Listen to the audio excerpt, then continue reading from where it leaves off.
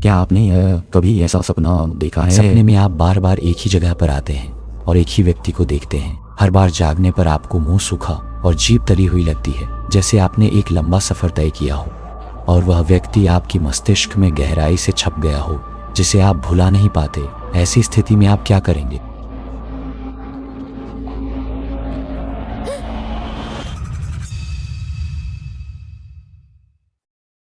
आज की कहानी एक नेटिजन की है जिसका नाम है हुआओ चाई और हैप्पीनेस ऑफ पीस द्वारा भेजी गई। उन्होंने अपनी 5वीं कक्षा की गर्मियों की छुट्टियों के दौरान ट्यूशन क्लास में हुई एक सच्ची और अजीब घटना का वर्णन किया है ताकि सभी को समझने में आसानी हो। मैं इसे पहले व्यक्ति के दृष्टिकोण से बताऊंगा। आज की कहानी 2 दिसंबर है।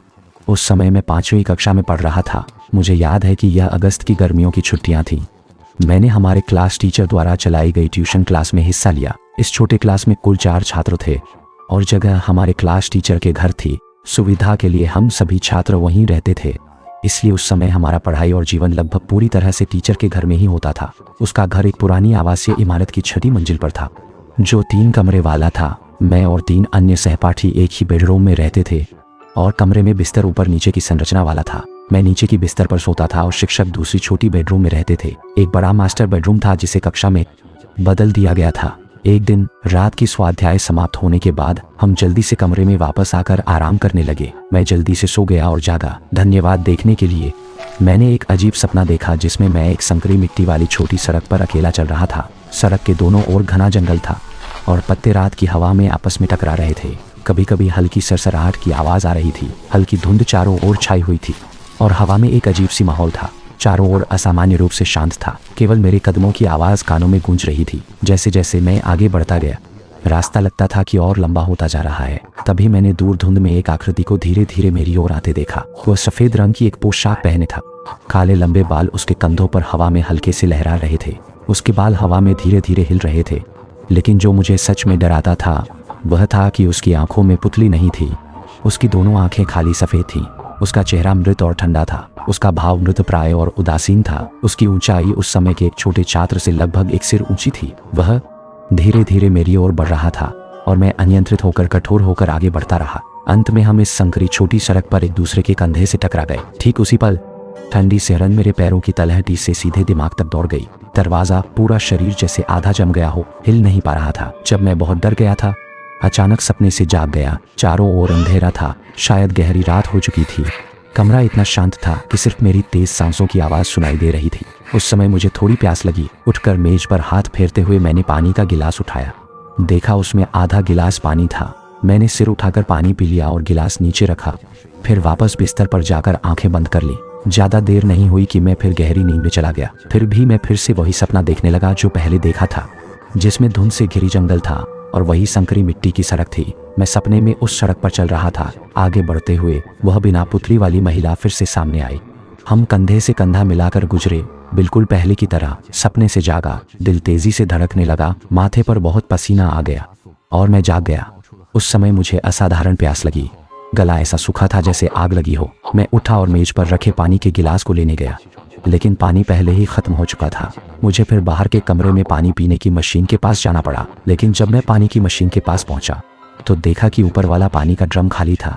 इससे मुझे पछतावा हुआ कि मैंने पहले जागने पर सारा पानी पी लेना नहीं चाहिए था। उस समय आधी रात हो चुकी थी और बाहर भी पूरी तरह अंधेरा था। मैं सोच रहा था कि क्या मैं नीचे जाकर पानी की बोतल खरीदूं। फिर से वे 2 अजीब सपने और वह बिना पुतली वाली महिला याद आ गई। उस समय प्यास की भावना इतनी नहीं थी जो असहनीय हो। मैंने तय किया कि मैं सहन करूंगा और सुबह होने तक इंतजार करूंगा। फिर नीचे जाकर नाश्ते के लिए कुछ दलिया पीकर प्यास बुझाऊंगा। इसलिए मैं फिर से बिस्तर पर लेट गया। अनजाने में मैं फिर से सो गया। लेकिन अजीब बात यह थी, मैंने फिर से वही सपना देखा। जब मैं फिर से जागा तो अभी भी अंधेरा था। अंधेरा। उस समय मैं पूरी तरह टूट चुका था और प्यास की भावना और भी तीव्र थी। अव्यवस्थित शब्द और वह और भी ज्यादा तीव्र हो। शायद ये मेरे जीवन में सबसे ज्यादा पानी की जरूरत थी। ऐसा लग रहा था जैसे मैं रेगिस्तान में कई दिन बिना पानी पिए चल रहा हूँ। मेरे मुंह में उस समय बहुत ज्यादा सूखापन था और मुंह में लार भी नहीं बन रही थी। इसलिए मैंने सोचा कि मैं रसोई में जाकर नल का पानी पी लूं। लेकिन जब मैं वहां पहुंचा तो देखा कि रसोई का दरवाजा अजीब तरह से खुल नहीं रहा था। उस समय मेरी प्यास बहुत ज्यादा थी। मेरा मन थोड़ा नियंत्रण खो बैठा और मैं दरवाजा घुमाने से उसे लात मारने लगा। मेरी भावनाएं प्यास के कारण नियंत्रण से बाहर हो गई। मैं और भी ज्यादा गर्म हो गया। फूल की चिड़चिड़ाहट। आखिरकार मैंने दरवाज़ा जोर से ठोकर मारा और वह खुल गया। मैं गठिया से पीड़ित होकर रसोई की ओर भागा। रसोई की नल तक पहुंचा, नल खोल दिया और फिर पागलों की तरह पानी पीने लगा।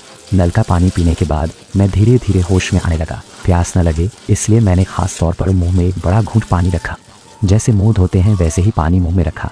फिर मैंने अपना पानी का गिलास लिया और उसमें पूरा नल का पानी भरा। मैं बिस्तर पर वापस गया, वहां बैठा, मुंह में पानी रखे धीरे धीरे निकल रहा था। से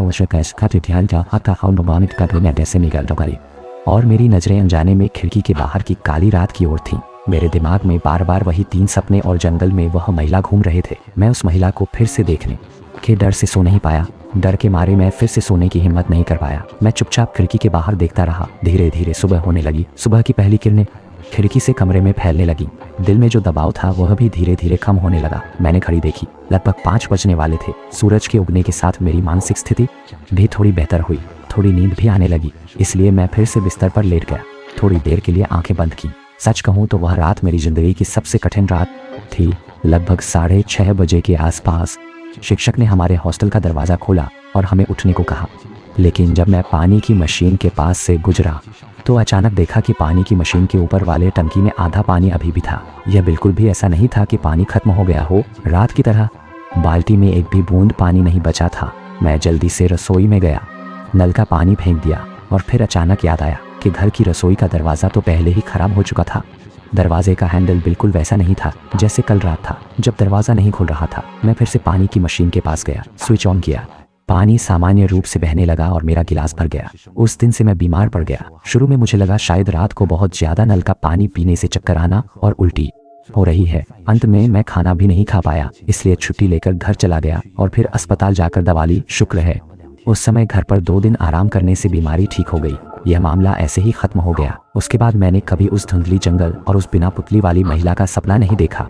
आज तक मैं सोचता हूँ कि वह महिला मेरे सपनों में क्यों आती थी और क्यों हर बार जब मैं उसे देखता था तो सपने से जाग जाता था और बहुत ज़्यादा प्यास लगती थी, क्योंकि पानी से भरी हुई पानी की मशीन की बाल्टी अचानक खाली हो गई थी और वह पहले से खराब रसोई का दरवाज़ा भी क्यों उस बाल्टी के ऊपर बंद था। यह सभी बातें मुझे कोई जवाब नहीं देती।